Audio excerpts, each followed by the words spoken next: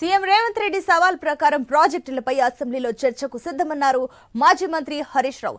సభలోనే వాస్తవాలు వెల్లడిస్తామన్నారు. ప్రాజెక్టుల విషయంలో కాంగ్రెస్ ప్రభుత్వం అబద్దాలు చెబుతోంది. ఎల్బీ నగర్ లో నిర్వహించిన బీఆర్ఎస్ సమావేశంలో ఆయన ఈ విధంగా వ్యాఖ్యానించారు. కేసీఆర్ గారి ప్రభుత్వంలో మనం ఏ రోజు కూడా వాళ్ళు ఎంత ఒత్తిడి పెట్టినా మనం కేఆర్ఎంబీకి ప్రాజెక్టులు అప్పచెప్పలేదు. మేము ఒకటే చెప్పినాం, మాకు 50% వాటా ఇవ్వండి. శ్రీశైలంను ప్లానింగ్ కమిషన్ చెప్పినట్టుగా దాన్ని హైడల్ ప్రాజెక్ట్ గా గుర్తించండి. మా డ్రింకింగ్ వాటర్ లో 20% మాత్రమే మీరు లెక్కగట్టండి అని ఇట్లా మనం అనేక షరతులు కేంద్ర ప్రభుత్వానికి పెట్టాం. కానీ కేంద్రం ఒప్పుకోలేదు. ఆ రోజు ఒప్పుకోలేదు కనుక మనము ఆ కేఆర్ఎంబీకి మన ప్రాజెక్టులు మనం అప్పచెప్పలేదు. అసెంబ్లీలో ఏదో అసెంబ్లీలో చర్చ పెట్ట మాట వీఆర్ రెడీ. నువ్వు ఎప్పుడు పెట్టావో పెట్టు, నీ దిమ్మ తిరిగేటట్టు అసెంబ్లీలో సమాధానం చెప్తాం బిడ్డ.